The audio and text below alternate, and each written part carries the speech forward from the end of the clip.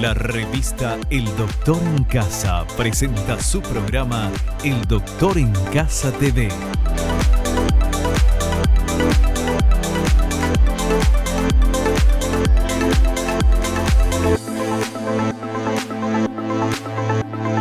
Con la conducción de Vivi Landó, El Doctor en Casa TV.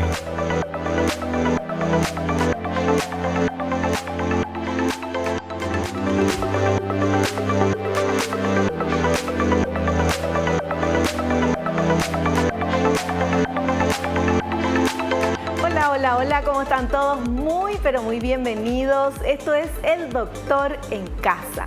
El programa de hoy es el programa más esperado de toda la temporada. ¿Por qué te digo eso? Todo el mundo me pregunta, ¿cuándo vas a hacer un programa sobre este tema, Vivi? Bueno, hoy, para vos, a tu pedido, por al clamor del público y bueno, y porque todos queremos saber y queremos informarnos sobre chikungunya. Síntomas y secuelas en las articulaciones. Es este el tema que vamos a tratar con nuestro invitado, el doctor Ernesto Paredes. Él es especialista en reumatología clínica.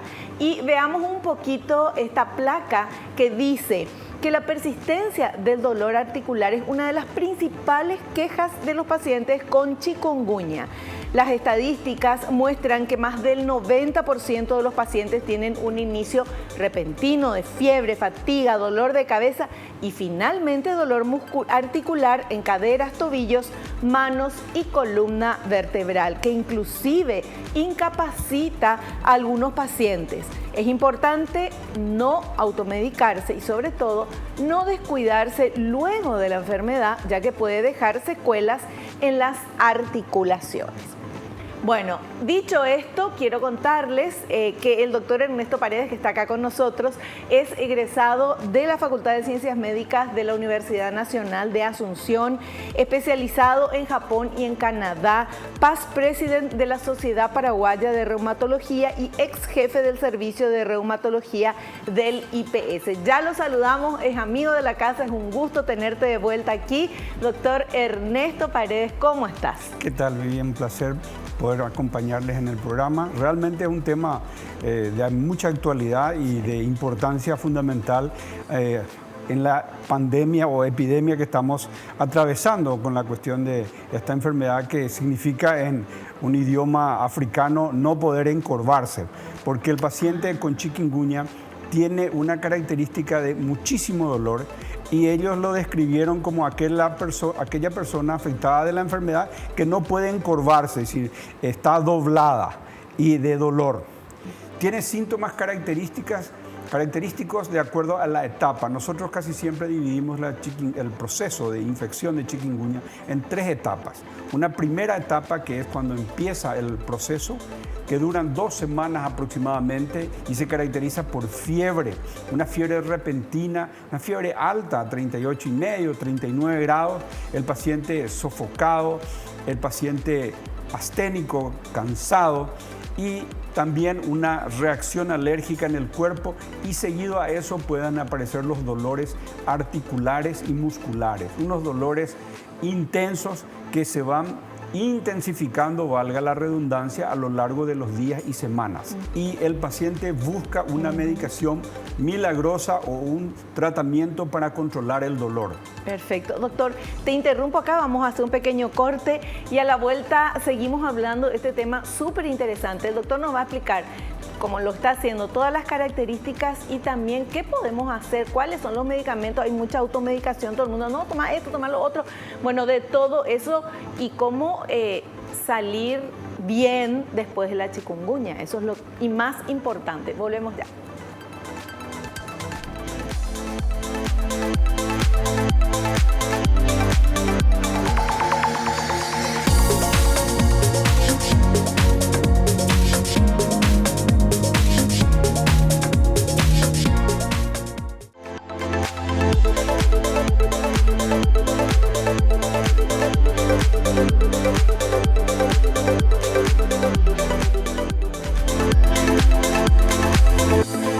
Bueno, continuamos aquí hablando con nuestro invitado, el doctor Ernesto Paredes. Él es especialista en reumatología clínica. Nuestro tema de hoy, chikungunya. síntomas y secuelas en articulaciones. Y estabas contándonos de las diferentes fases, claro, ¿verdad? Y después queremos ir hablando de cada fase específicamente para que nos puedas comentar eso. Como dije, la primera fase es la fase aguda, en la cual se inicia el proceso. Dura 2 semanas aproximadamente y a esa primera fase hay un tratamiento diferente en cada fase. La primera fase es un tratamiento sintomático, casi siempre analgésicos, los clásicos, el paracetamol, muchas veces el ibuprofeno, pero no los antiinflamatorios normales. Solamente paracetamol potenciado, inclusive con un poco de tramadol, pero nada de corticoides. Insisto, en la primera etapa no se utilizan corticoides porque no está comprobado su utilidad, inclusive puede ser negativo. Mucha hidratación y sobre todo el reposo. El reposo es fundamental en esa primera etapa. Los primeros 5 a 7 días el paciente debe reposar para que ese proceso de restauración de la infección se pueda acortar. Cuanto más rápido uno se moviliza, alarga la recuperación. Esa primera etapa de esas 2 semanas se continúa con la etapa subaguda que sí nos llegan a nosotros los reumatólogos por los dolores articulares. Esos dolores articulares en las manos, en los pies, las rodillas, se hinchan algunas veces el dorso de las manos, se hinchan el tobillo y esos son síntomas muy molestosos. El paciente no puede agarrar, no puede higienizarse, necesita ayuda inclusive algunas veces para alimentarse. Hasta para bañarse y para eso. Muchas veces los pacientes tienen limitaciones, principalmente en la primera y en el inicio de la segunda etapa.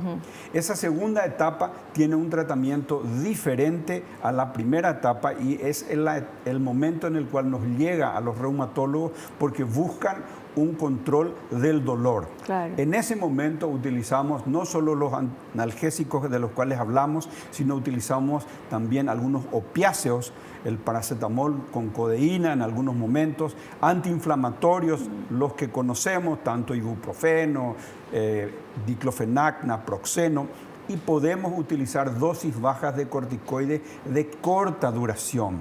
La prednisona es muy útil y como toda medicación con corticoides, cuando empezamos a usar, siempre tenemos que pensar cuándo vamos a ir reduciendo la dosis para poder quitar otra vez. No largarle al paciente, comprometerle al paciente en su seguimiento y su regularidad en la consulta. Y en esta segunda etapa, que dura algunas veces hasta 3 meses, los síntomas van disminuyendo a lo largo de las semanas. Pero hay muchos pacientes que necesitan medicación a lo largo de esos 3 meses y no deben sorprenderse de que tenemos que proteger el estómago para que no produzca gastritis medicamentosa, controlar el hígado porque estuvo tomando mucha medicación analgésica y antiinflamatoria. En ese periodo muchas veces deben ser controlados más de una vez en su seguimiento. Y la tercera etapa es la que nosotros llamamos etapa crónica. Un pequeño porcentaje de los pacientes que superaron la primera etapa, superaron la segunda etapa, continúan como una artritis crónica, que se asemeja muchísimo a la artritis reumatoide que se deforma, pero menos deformante, pero con las mismas características. Y el tratamiento en esta tercera etapa es similar a la artritis reumatoide, con medicación clásica como la hidroxicloroquina, el metotrexate, inclusive otras drogas, y esos pacientes sí deben ser seguidos y controlados como un paciente con artritis reumatoide, algunas veces hasta 1 año, 2 años, y depende ya de la característica del paciente. Muchos pacientes dicen, a mí no me afectó fuertemente las articulaciones, sin embargo otros sí, y casi siempre en aquellos pacientes en quienes afectan mucho las articulaciones para que se cronifique, son pacientes que ya tienen enfermedades preexistentes a nivel articular, una artrosis, una lesión tendinosa o inclusive un paciente con artritis reumatoidea que se enferma de chikungunya, agrava su artritis claro, y alarga su periodo de recuperación. Por eso es muy importante tener en cuenta que las medicaciones deben adaptarse a las fechas o a las fases de la enfermedad. Y en este punto querría tocar la automedicación. Sí. La automedicación es una situación en la cual uno se automedica, recibe una receta o una indicación de alguien que no es médico, o va directamente a la farmacia y algunas veces inclusive hasta comercios, supermercados, despensas, donde se venden alegremente ciertos medicamentos de venta libre que tienen corticoides. ¿Cómo puede ser eso, doctor? Esos corticoides que tienen estos productos son corticoides de larga duración, que lo único que hacen es enmascarar los síntomas y producir efectos colaterales. Porque si mi paciente estaba con una hipertensión controlada, pero se automedica con corticoides, esa hipertensión va a descontrolarse, puede generarle un infarto, puede generarle un derrame cerebral. Ese paciente con diabetes que estaba bien controlado, automedicándose, el médico pierde control y esa diabetes se va a descontrolar. No solo hipertensión, no solo diabetes, puede producir cataratas, puede producir glaucoma, puede producir infecciones gravísimas por automedicación. En todos los países del mundo, uno para comprar un medicamento debe llevar una receta médica de alguien responsable con nombre, apellido, número de registro, dirección y teléfono de contacto. Esa es la formalidad que nosotros como sociedad médica estamos solicitando consideración al ministerio, así como cuando se hizo con los antibióticos. Sí. Los antibióticos en el mundo estamos teniendo algo que se llama resistencia a los antibióticos. El antibiótico que era útil para una infección deja de ser útil y tenemos que investigar y buscar otros antibióticos más potentes, más tóxicos, más caros para la misma infección. El mismo pedido estamos haciendo de las sociedades médicas de que se controle, no que se prohíba, que se controle, que se restrinja la venta libre sin receta. Con una receta simple se compra y es bajo responsabilidad del paciente y sobre todo del médico. Claro. El médico que con su nombre, su registro y su firma autoriza y certifica que ese paciente debe o puede utilizar. Y súper interesante todo lo que nos estás contando y estamos aprendiendo acá. Y tenemos un material que habla de esta primera fase, que es la fase aguda. Quiero compartir con todos ustedes, con nuestro invitado también, y después vemos si está correcto o no y agregamos algunas cositas. Agrega, doctor, ¿verdad? Yo pregunto. Vamos, por favor, con este primer material. Fase aguda. Dura entre 7 a 10 días. Los síntomas son fiebre, dolores e inflamación en las articulaciones. Este dolor articular afecta principalmente a manos y pies. También puede afectar tobillos y otras articulaciones. La mayoría de las veces se acompaña de un rash o eritema cutáneo. Ante la presencia de los síntomas, es necesario volver a la consulta médica.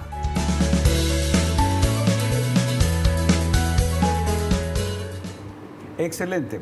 Esa primera fase siempre es más vista por el clínico, el médico de familia, médico de cabecera y en algunos casos el infectólogo, porque es más aparatosa, es más, digamos, atrayente en ser visto en urgencias. Sí o sí da fiebre o puede cursar sin fiebre también. Casi siempre da fiebre, casi siempre da fiebre. Muchas veces una fiebre menos de 39 grados, pero puede dar fiebre por más de 39 grados. ¿Cómo sabes o sospechás que es chikungunya si tiene fiebre? Porque ya hay una cantidad por la cantidad Casi de gente siempre o por qué? Porque estamos en alerta epidemiológica, claro. Estamos en medio de una epidemia y es difícil o es un poco más raro que sea debido a otra causa, más si sabemos que dentro de la casa hay pacientes también con este problema o en el barrio, porque el mosquito vector que transmite la enfermedad puede estar alrededor de casi 4 cuadras cuadradas, que está girando y contaminando. Claro. Y no solo eso, sino que uno está enfermo y un mosquito le pica a un miembro y va y le pica a otro miembro y le contagia automáticamente, entonces se multiplica. Por eso es importante el uso de repelentes o mosquiteros en esta primera etapa, principalmente cuando hay una viremia. Y cada vez que hay fiebre, el virus se está distribuyendo en todo el cuerpo a través de la sangre. Bueno, tenemos que hacer un corte, pero quiero a la vuelta, antes de pasar a la segunda fase, que nos expliques por qué es tan importante ese reposo que vos hiciste hincapié al inicio del programa. Okay. Volvemos enseguida.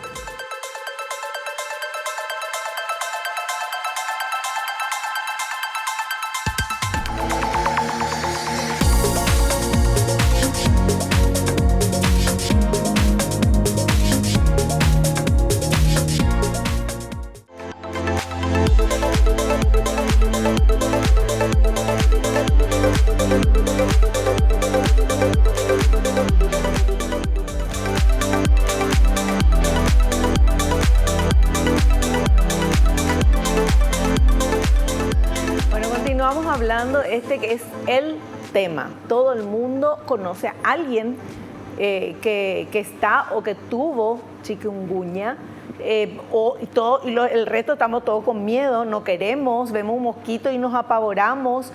Mi perfume, por lo menos el mío ahora, es el que te pones así por todo el cuerpo, antimosquito, como le digo yo, que es el repelente. Pero tenemos, y además de cuidar, obviamente, el lugar donde estamos, todos tenemos que cuidar para evitar esta propagación que ya está por todos lados, pero tenemos que hacerlo. Y el doctor Ernesto Paredes nos hablaba al inicio del programa de la importancia del reposo. Explícanos, por favor, ¿por qué es tan importante el reposo? Porque uno muchas veces no quiere reposar, quiere tomar ya me voy y ya salgo y ya sigo trabajando. El reposo forma parte de un instinto que tiene el ser vivo o el ser animal, en el cual cuando se siente agredido, lo primero que hace es disminuir la marcha y atajar el miembro o reposar. Es un medicamento natural, es un instinto natural ante cualquier agresión del cuerpo. Reposando se disminuyen el estrés, reposando mejora la cicatrización de las heridas, mejora la funcionalidad del corazón, del riñón, y es por un periodo. Además del reposo, si se acompaña con una buena hidratación, porque la inflamación y la infección en sí afectan todos los sistemas del cuerpo, afecta el sistema cardiovascular, afecta el hígado, afecta la parte renal. Todos esos sistemas deben estar en lo mínimo de agresividad, lo mínimo de actividad para una recuperación razonable. Esto tiene su periodo, esto tiene su etapa, y si nosotros hacemos un reposo razonable, no para estar inmóvil en la cama, pero hacer un reposo evitando situaciones de estrés, evitando la actividad laboral lo mínimamente posible. El Ministerio dictaminó una resolución en la cual los médicos podemos dar hasta 5 días de reposo en un paciente con sospecha o diagnóstico de arbovirosis, se llama. Arbovirosis es el nombre general del grupo de enfermedades transmitidas por insectos, dengue, chikungunya o zika. Entonces, los empleados pueden solicitarle al médico que les atiende, ya sea en las instituciones oficiales o en consultorio privado, la posibilidad de obtener unos días de reposo y respetar eso. 5 días de reposo sumados sábado y domingo son 7 días. Y en 7 días, la siguiente semana, ya uno se está atravesando la tormenta, que son los primeros 7 a 8 días en el cual pueden existir la virosis, el exantema, los dolores articulares iniciales. Esos dolores articulares iniciales son los que le continúan después con los dolores articulares en la segunda etapa, que son de diferente característica. Entonces, el reposo, la hidratación, la luz solar, una buena alimentación, jugos naturales de la temporada, y sobre todo una mente positiva de que va a salir bien y vamos a estar bien, le va a ayudar al paciente excelentemente. Doctor, eso que dijiste, mente positiva, ustedes los médicos tienen la experiencia de cómo sana mejor una persona que está que es positiva a una persona que está negativa? Tenemos experiencia. Es que nosotros somos cuerpo y alma.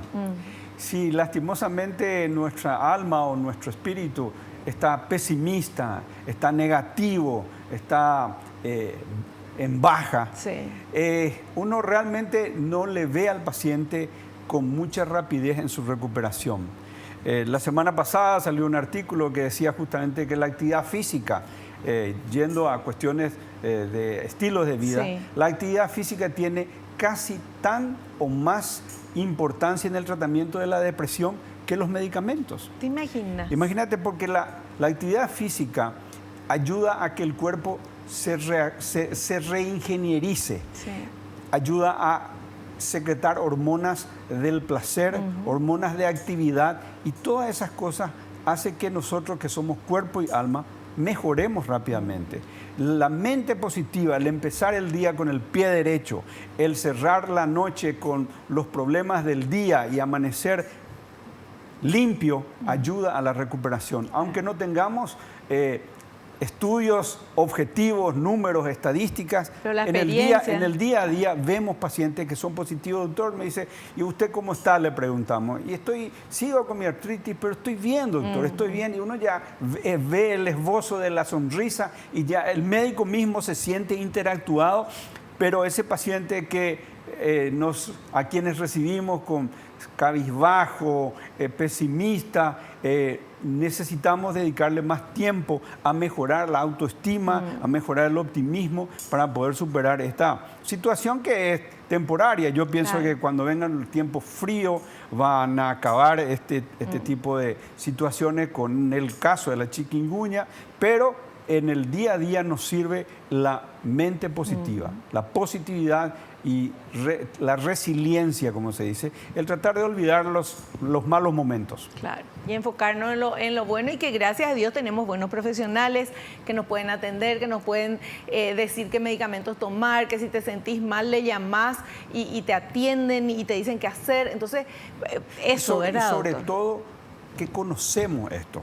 Es muy diferente a lo que sucedía hace 3 años, cuando vino el COVID, que no sabíamos a qué nos estábamos ateniendo. Nos tuvimos que encerrar porque era lo único que se suponía que podía evitar algo en el antecedente. Esta es una enfermedad que tiene más de 60 años de descripto, se conoce sus etapas, se conoce su patología, cómo tratarlo, pero sobre todo tenemos que tener en cuenta que la educación sanitaria y la urbanidad, la limpieza, nos va a ayudar y muchísimo a superar esto.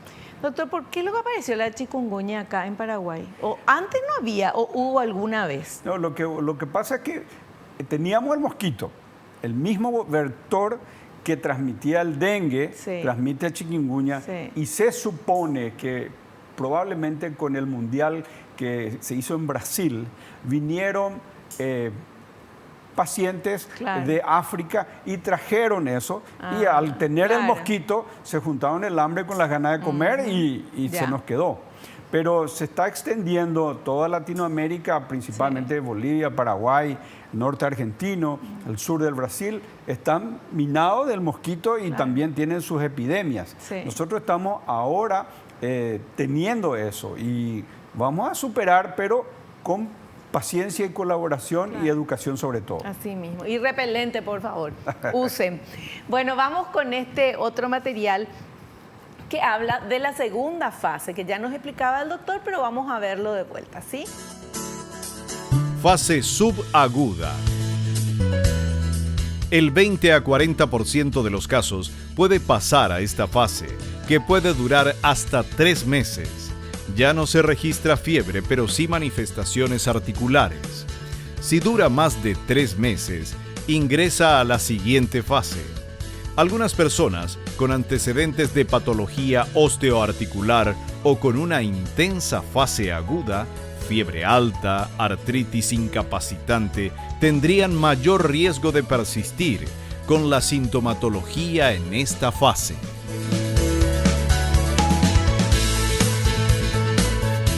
Los síntomas aparatosos como la fiebre, el exantema, pasan, pero queda el dolor y le queda la hinchazón. Muchos pacientes que tienen anillo tienen que quitarse, no pueden manejar porque la mano está hinchadita, no pueden pararse mucho tiempo porque los tobillos se le hinchan.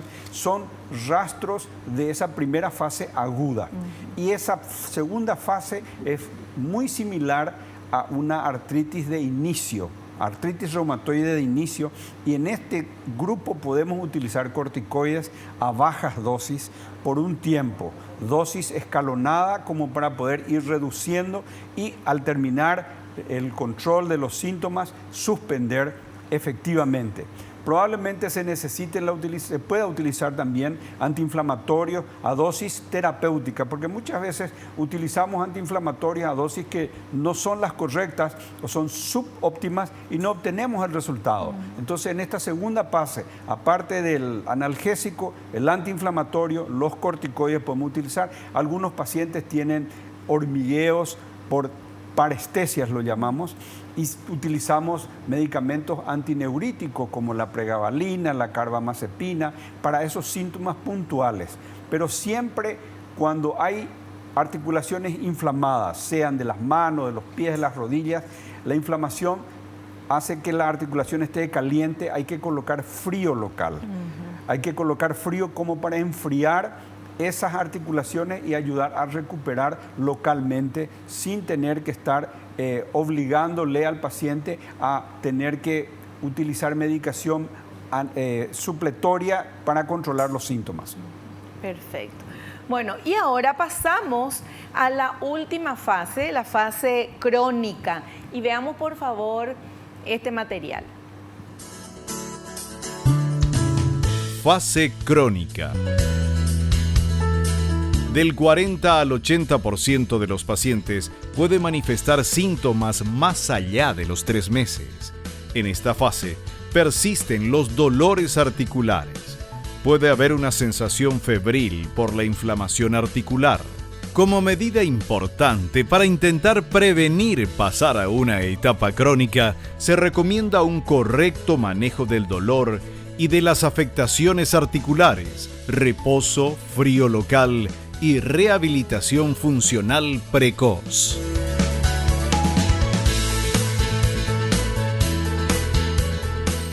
Exacto, la rehabilitación, el reiniciar la actividad física después de esta segunda etapa es fundamental, porque el paciente cuando reposa se disminuyen los síntomas, pero también sucede algo que se llama atrofia muscular. La atrofia muscular puede desembocar en una enfermedad que cada día estamos entendiendo mejor los reumatólogos y los médicos, que se llama sarcopenia. La sarcopenia es la disminución de la masa muscular y esa masa muscular tiene su importancia para que el paciente pueda deambular, pueda protegerse ante una caída, pueda interactuar con otros seres humanos. Entonces, nosotros podemos hacer todo el tratamiento mejorado, pero si hay sarcopenia, disminución de masa muscular, nuestro trabajo es incompleto. Por eso la reeducación o la rehabilitación en forma oportuna al final de la primera fase, iniciando la segunda fase y continuando en la tercera fase, es lo que tiene que ser, de acuerdo a la capacidad del paciente. Claro. Un paciente no puede ser exigido en realizar actividades físicas que no corresponda a su edad, a su sexo y a su estado de control de la enfermedad. Y en esta tercera fase es la que se asemeja mucho a la artritis reumatoide y tenemos que utilizar, a más de los otros medicamentos que usamos clásicamente en los pacientes con artritis, la hidroxicloroquina, el metotrexate, la leflunomida, solos o en combinación para controlar el proceso inflamatorio de la tercera fase, que es muy similar a la artritis reumatoide. Doctor, ¿cómo se sabe cuándo uno pasa a la otra fase?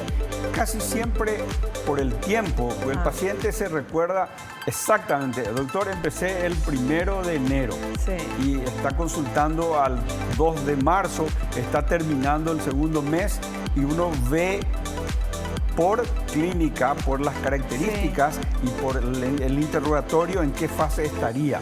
Y se supone que esta segunda fase se puede extender hasta los 3 meses. La primera fase, 10 días más o menos. 10, 12 ¿verdad? días. 10, 12 la segunda días. fase desde los 12 días hasta los 3 meses. Y en el resto de pacientes que continúan, teóricamente ya se intuye o se deduce que inició la tercera fase o está cursando la tercera fase y se la trata de acuerdo a esa medicación. Pero esa tercera fase, para entender bien, puede haber alguna persona que tenga la primera fase, la segunda fase, pues ya Claro. está bien, ya se curó y ya Se no curó y tiene nada.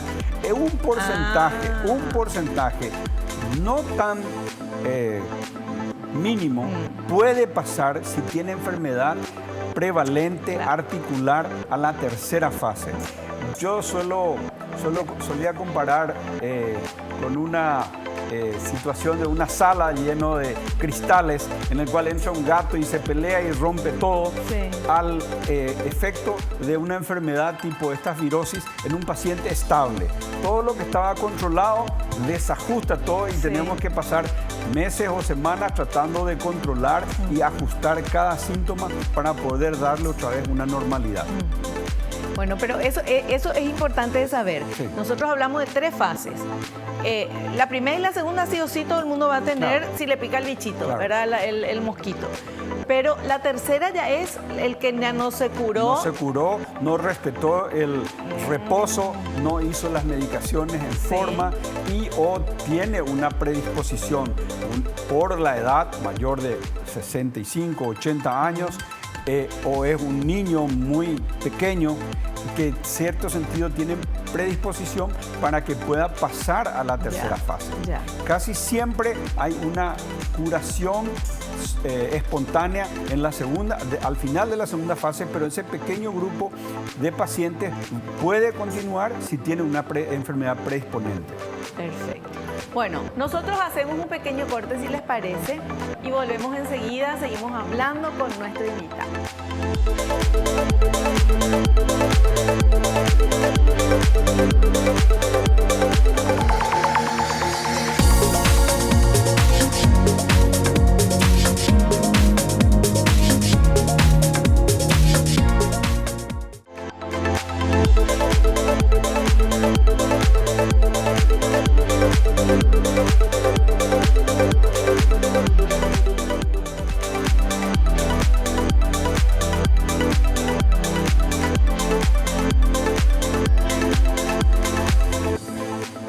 Muy bien, continuamos hablando aquí en El Doctor en Casa sobre esto que estamos viviendo en nuestro país y en la región, que es la chikungunya. ¿Qué pasa? ¿Cómo podemos cuidarnos? ¿Qué medicamentos tomar y qué no? Las fases. Estamos aprendiendo gracias a nuestro invitado, el doctor Ernesto Paredes. Y ahora vamos a hablar de las pautas del tratamiento. Y tenemos un material que quiero compartir con todos ustedes, por favor. Pautas para el tratamiento. El tratamiento farmacológico debe ser prescrito por un médico y la dosis debe ajustarse según la intensidad del dolor. Los medicamentos a utilizar son paracetamol y dipirona para aliviar el dolor y la fiebre. Se pueden usar otros analgésicos en caso de dolor intenso. Los antiinflamatorios no esteroideos deben usarse con precaución en la fase aguda, excluyendo la posibilidad de diagnóstico de dengue. Uso de compresas frías cada 4 horas durante 20 minutos. Descanso e hidratación.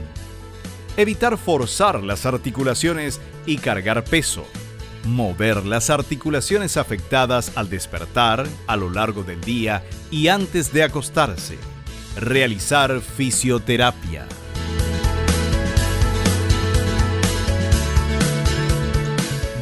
Así mismo, nosotros tenemos que tener en cuenta siempre que las medicaciones deben ser respetadas con las indicaciones del médico. Nuestra obligación como médico es dar una buena indicación con letra bien clara o por computadora para que el paciente entienda o la cuidadora pueda entender. Sí. Hipócrates, el padre de la medicina, ya decía que el veneno está en la dosis. Es decir, lo que a un paciente se le indica de cantidad debe ser respetada. Subiendo esa dosis puedes ya hacer un veneno. Claro. No hay medicación inocua.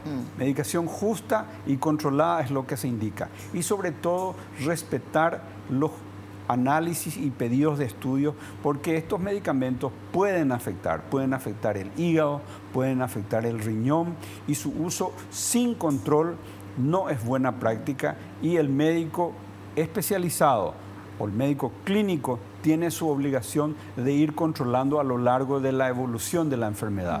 Un hepatograma, un estudio de la funcionalidad renal son obligatorios en estos pacientes. Doctor, habíamos hablado del tema de la automedicación, que usted obviamente dijo que eso es negativo, pero es importante contar y aprender todos que esta enfermedad tiene varias fases. O sea, y que no es el mismo medicamento al inicio que en el medio y que al final. Claro. ¿Verdad? ¿Y por qué digo eso? Porque muchas veces, no sé, tengo chikungunya, y te dice tu vecina o tu amiga o tu hermana, toma tal cosa porque eso me dio el médico a mí. Claro. Entonces uno, genial, toma, pero no es eso lo que hay que hacer. No, porque hay que tener en cuenta, en primer lugar, que uno puede ser alérgico a un medicamento. Entonces, solamente uno sabe a qué puede ser alérgico. Claro. Y muchas veces las redes sociales en nuestra, digamos, actualidad juegan un papel fundamental en la difusión de información benéfica y no tanto. Sí. Y en este caso de epidemias tenemos la historia en la época del COVID, en el cual se difundían noticias y noticias. Dios mío, sí. Y lastimosamente mucha gente llegó a tener efectos colaterales de medicaciones o no autorizadas o inclusive descabelladas para el caso del tratamiento. Sí, sí. Y lo mismo estamos teniendo ahora, en el cual por las redes sociales se están difundiendo medicamentos, marcas comerciales, inclusive hasta actividades que no corresponden. Un ejemplo, por ejemplo, es que estaban difundiendo el uso de una medicación que se utiliza para la influenza y no para la chikungunya, como tratamiento para la chikungunya. Entonces hay que tener mucho juicio, mucho ojo crítico y preguntar. Todos tenemos familiares, amigos, médicos o profesionales de la salud, no necesariamente médicos, un enfermero, una enfermera, un licenciado, que le va a dar la respuesta y le va a dar una opinión profesional y sobre todo responsable, porque si uno hace caso a lo que sale en redes sociales, si le sucede algo, ¿a quién? Claro, ¿quién es responsable? ¿Quién es responsable? Sin embargo, uno consulta con un profesional de la salud que tiene nombre, apellido, registro, dirección, es responsable de lo que se indica. Entonces, la automedicación es algo que tenemos que combatir día a día y sobre todo las generaciones nuevas, el día de mañana, tener la conciencia de que un acto médico es un acto de responsabilidad, no solo del que le da, sino de uno mismo, porque es el cuerpo de uno el que está en juego. Hoy escuché el comentario de un oyente sobre mis comentarios de automedicación y decía, ¿por qué yo tengo mi derecho a medicarme con lo que yo quiero? Pero no es así. Claro, el problema es que uno se automedica con algo que no corresponde, va a ser carga social para el sistema de salud o para el familiar. Un paciente con hipertensión controlado, pero se automedica con corticoides, puede desarrollar un derrame cerebral, puede quedar hemipléjico y ser una carga para su familia toda su vida. Doctor, a mí, yo pensé que los corticoides se compraban con receta, como los antibióticos. No. O sea, yo puedo ir y compro cualquier corticoide. No, principalmente existen un grupo de medicamentos que tienen entre sus componentes corticoides. Entonces, uno compra en la farmacia o en el negocio, dice, ¿qué me puedes dar? Tengo unos dolores articulares y toma esto, le dicen. Y eso no corresponde porque ese corticoide casi siempre es un corticoide de alta potencia y larga duración, que no podemos programar, ir reduciendo y suspender. Sin embargo, los corticoides bien prescriptos, en su momento, a la dosis y al paciente que corresponde, nosotros podemos utilizar efectivamente, ir reduciendo la dosis y suspender en su momento. Pero eso tiene que ser hecho por alguien responsable. Claro. Y el profesional farmacéutico es el profesional que tiene que suministrar lo que dice la receta de un médico. Doctor, ¿qué diferencia hay entre el ibuprofeno y paracetamol, por ejemplo? Para mí es todo igual. No, el paracetamol es un analgésico, Sí, no es antiinflamatorio. ya. El ibuprofeno forma parte del grupo de medicamentos que se llaman antiinflamatorios, que calman el dolor, la inflamación en sí. Pero el paracetamol es un analgésico y es un analgésico que a la dosis de venta libre es seguro. En muchos países existen dosis de venta libre y de venta ya con prescripción. Pero el ibuprofeno no es solo analgésico, sino es también un antiinflamatorio. O sea, que saliendo de chikungunya, de repente a uno le duele la cabeza. Claro. Y digo, alguien tiene algo para el dolor de cabeza. En vez de un paracetamol me dicen, tengo este ibuprofeno y yo tomo feliz y está mal. ¿Verdad? Está mal porque es antiinflamatorio porque es un también. antiinflamatorio y tiene características analgésicas también. Sí. Pero si es que hay dolor, casi siempre primero utilizar un analgésico antes que un antiinflamatorio. Dios mío, 23 años haciendo el programa Doctor en Casa, pero uno va aprendiendo todos los días. Vamos con este otro material que habla del efecto post-chikungunya. A ver. El efecto post-chikungunya. Son dolores musculares o articulares que pueden persistir por varias semanas, meses, incluso años. Se presenta inflamación en articulaciones como caderas, tobillos, manos y en la columna vertebral. Lo más frecuente son las alteraciones articulares y que la fase álgida del dolor genera mucha descompensación del sistema muscular, como debilidad, inestabilidad y descoordinación. Todas esas secuelas necesitan un proceso de rehabilitación.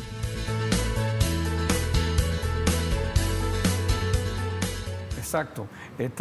Las secuelas ya serían la tercera etapa y aparte de las medicaciones normales, utilizamos ya las medicaciones para la artritis bien establecida y que forman parte de lo que llamamos artritis reactiva, porque es una reacción del cuerpo a la infección, entonces es una artritis reactiva a la infección por chikungunya y se la trata como una artritis reumatoide, tanto con las medidas generales, alimentación, reposo, buena hidratación, las medicaciones normales como antiinflamatorios, en algunos que otros momentos corticoides y los medicamentos antirreumáticos como la hidroxicloroquina, como había dicho, el metotrexate, sola o en combinación, o en algunos pacientes inclusive la terapia biológica que tenemos, que son medicaciones de alta complejidad y de costo astronómico que utilizamos también en pacientes con artritis reumatoide. Y la rehabilitación y fisioterapia de grupos articulares, paciente que está con una secuela en una rodilla, fisioterapia de esa rodilla, sí. Paciente que está con problemas de hombro porque ya tenía un problema de hombro y desarrolló chikungunya y quedó con una afectación más localizada. En ese grupo se hacen la fisioterapia y la rehabilitación con indicación médica y sobre todo tener en cuenta que la rehabilitación y la fisioterapia tienen sus periodos. El primer periodo en el cual el médico prescribe y solicita que el fisioterapeuta le envíe un informe de cómo le recibió al paciente y cómo le entrega al paciente, por si necesite un segundo ciclo de fisioterapia. No pensar siempre que no solamente 5 o 10 sesiones ya van a curarle al paciente, sino hacer un seguimiento de eso. O sea, hacer el seguimiento de todo el proceso con el médico. Con el médico, claro. Es responsabilidad nuestra, médica y del paciente, conjuntamente con sus familiares, hacer el seguimiento y la regularidad en la consulta. Perfecto.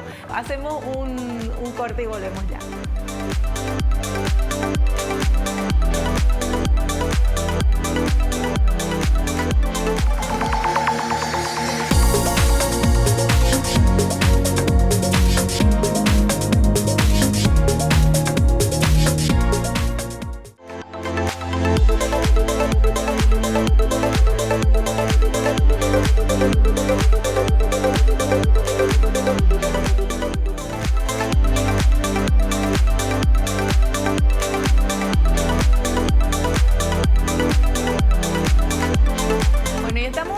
prácticamente en la parte final del programa, pero tenemos preguntas que hemos recibido, que ustedes quieren hacerle a nuestro invitado.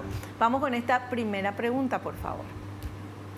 ¿Los síntomas y las secuelas de chikungunya empeoran en pacientes con enfermedades reumáticas? Sí, así como habíamos hablado, las enfermedades reumáticas en este caso serían enfermedades predisponentes para un agravamiento de los síntomas o un alargamiento del proceso de recuperación. No son, digamos, situaciones insalvables, pero son predisponentes, son prevalentes y sobre un terreno o un cuerpo que ya está afectado por un problema reumático, otra situación de inflamación e infección hace que se alargue el proceso de recuperación o aumenten los síntomas. Por eso son prevalentes o preexistentes. Ya, perfecto. Vamos con otra consultita. A ver. ¿La rehabilitación permite la recuperación completa de las secuelas de la chikungunya? Sí, la rehabilitación en manos profesionales con los tipos de ejercicios o medios físicos de recuperación ayudan excelentemente. Recordar siempre que en la fase aguda, en el inicio de la enfermedad, cuando las articulaciones están calientes, están dolorosas, hay que usar frío local. Sin embargo, cuando pasa esa primera etapa y uno no puede mover porque están duras, utilizar calor local.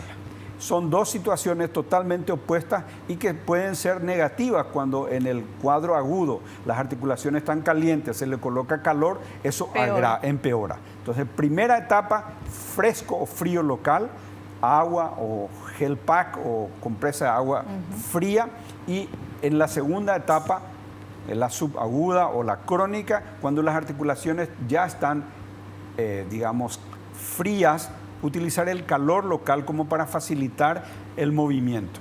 Perfecto. Vamos con esta última consultita, por favor. ¿Las secuelas de chikungunya en las articulaciones pueden presentarse también en los niños? Sí, los niños también. Casi siempre hay grupos de niños con más predisposición, que son los que pueden tener cuadros más graves, que son los niños menores de 5 años. Estamos viendo en las redes, en las noticias, que pueden afectar inclusive a bebés. Entonces son cuadros más aparatosos, son cuadros más, ¿cómo se llama?, serios. Yo no soy reumatólogo pediatra, pero sé que los colegas reumatólogos pediatras están recibiendo muchos pacientes con secuelas también en niños. Y tener en cuenta siempre que son pobres inocentes que muchas veces están pagando por el, entre comillas, pecado de falta de urbanidad de nosotros, sus padres. Doctor, ¿cómo podemos evitar chikungunya, tener chikungunya? Esa es la pregunta del millón. Tenemos que convencernos como sociedad que esto vino para quedarse. Sí. ¿Por qué? Porque tenemos el mosquito, le tenemos al virus y esto va a ser cíclico.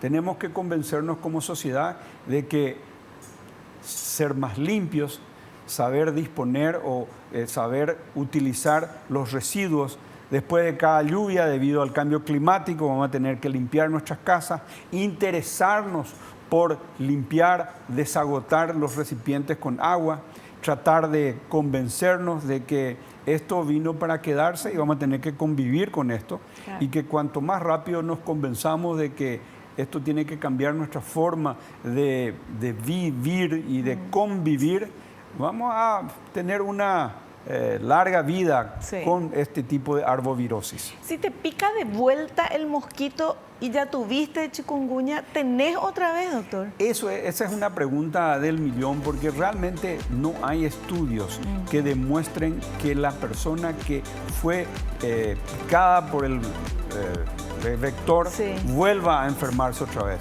Probablemente lo que estamos aprendiendo, así como se aprendió rápidamente con el COVID, muchísimas cosas, estamos aprendiendo con esto, porque también hay que tener, como es una enfermedad que afectó a países pobres, muchos investigadores no nos dieron. Claro. Y sin embargo el COVID desarrolló tecnologías y conocimientos en forma rapidísima, porque afectó a muchos países del primer mundo. Claro. Entonces estamos aprendiendo y vamos a tener que convivir con esto.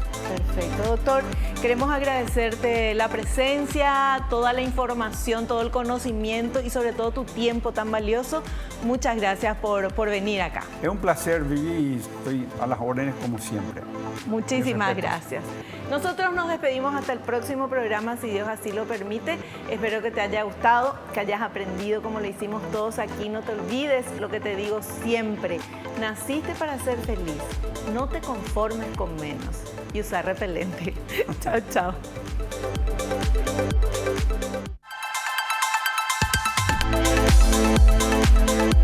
La revista El Doctor en Casa presentó a Vivi Landó en el programa El Doctor en Casa TV. Fue una realización de Alicante.